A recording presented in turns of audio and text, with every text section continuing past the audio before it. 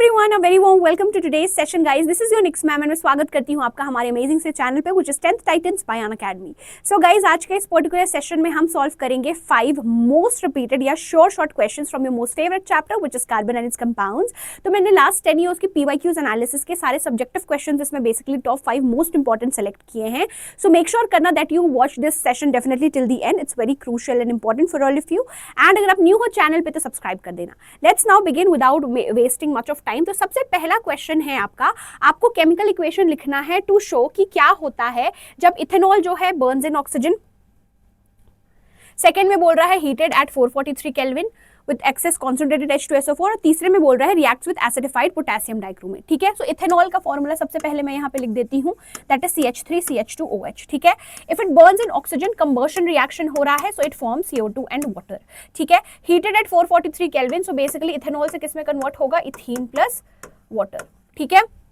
Reacts with acidified potassium dichromate, तो ये basically आपका एक अच्छा ऑक्सीडाइजिंग एजेंट है. तो यहाँ पे जो रिएक्शन इन्वॉल्व है वो है बेटा आपका ऑक्सीडेशन रिएक्शन. सो इथेनॉल से किस में कन्वर्ट हो जाता है, इथेनोइक एसिड में देयर इज कन्वर्शन. ठीक है. क्लियर है.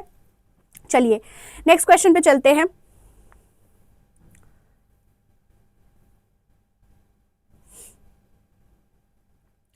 Name an alcohol and a carboxylic acid which is having 2 carbon atoms in their structure. So basically एक ऐसा अल्कोहल और एक ऐसा कार्बोक्सिलिक एसिड आपको लिखना है जिसमें बेसिकली 2 कार्बन एटम्स हैं. ठीक है. सो this is CH3CH2OH and CH3COOH. ठीक है. Draw their structures and show how this alcohol can be converted into a carboxylic acid. Like for example, मैंने इथेनॉल से इथेनोइक एसिड में मुझे कन्वर्जन करना है.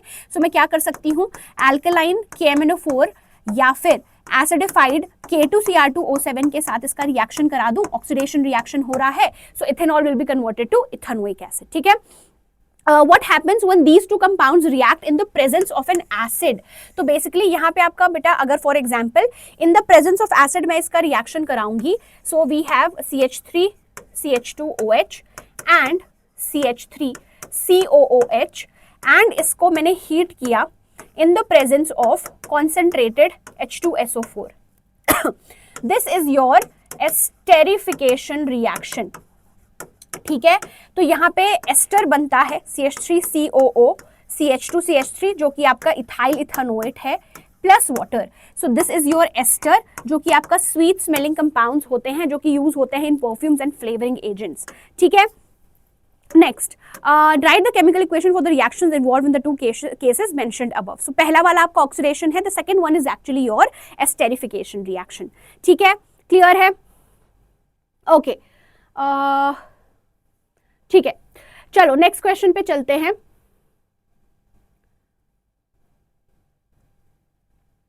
Give reason why carbon can neither form C4 plus and C4 minus ion but forms covalent bonds.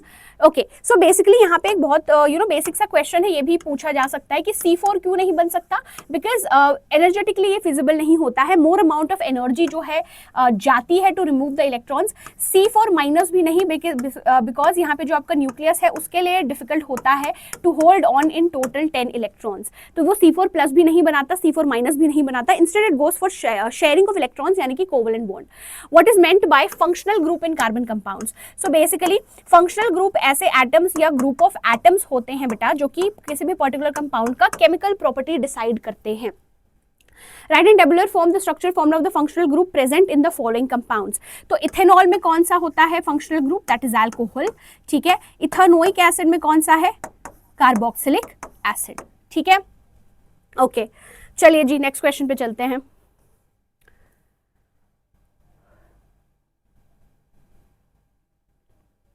Next.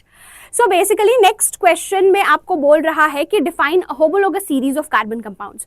So homologous series of carbon compounds, अगर first का मैं बताऊं, ऐसी सीरीज ऑफ कंपाउंड्स होता है जिसका सेम फंक्शनल ग्रुप होता है, right, that have same functional group, और जो कॉन्जिक्यूटिव मेंबर है उनके बीच में CH2 यूनिट का डिफरेंस होता है या 14U का डिफरेंस होता है. Why is the melting and boiling point of C4H8 higher than that of C3H6 और C2H4? क्योंकि जैसे जैसे मॉलिक्यूलर मास बढ़ता है, ठीक है, बॉइलिंग पॉइंट क्या होता है, इंक्रीज होता है. ठीक है। Why do we do not say any gradation in chemical properties of a homologous series of compounds? Chemical properties क्यों सेम होती हैं? क्योंकि होमोलोगस सीरीज में सिमिलर फंक्शनल ग्रुप होता है, सिमिलर फंक्शनल ग्रुप होता है, ठीक है। Next, right and name the structures of an aldehyde and ketone with the molecular formula C3H6O। ठीक है, तो सबसे पहले एल्डिहाइड का लिखते हैं।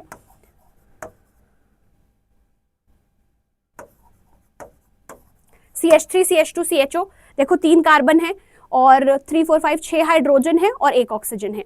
सेकेंड में कीटोन का अगर मैं लिखूं CH3 CO CH3, ठीक है।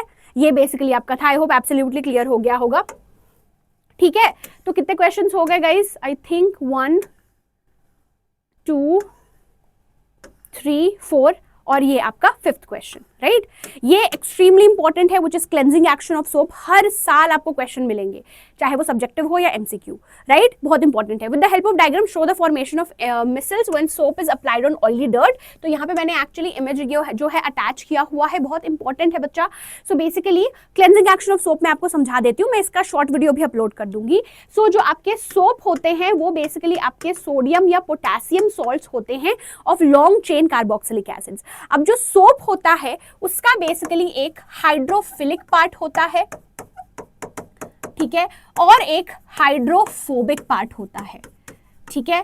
अब बेसिकली जब सोप को जब आप मिक्स करते हो इन वाटर तो उसका एक पर्टिकुलर ओरिएंटेशन बनता है, जहां पे जो आपका हेड पार्ट होता है वो हाइड्रोफिलिक होता है। हाइड्रोफिलिक मतलब कि वाटर लविंग, तो वाटर के टूवर्ड्स, मतलब ऑब्वियसली जिससे प्यार होगा वो उसके पास रहेगा, राइट। सो हाइड्रोफिलिक जो हेड पार्ट होता है, तो हेड पार्ट जो है वाटर के करीब होता है, और जो ऑयल ट्रैप्ड होता है दैट इज हाइड्रोफोबिक, जो कि आपका टेल पार्ट होता है, दैट इज इनवर्ड्स, राइट।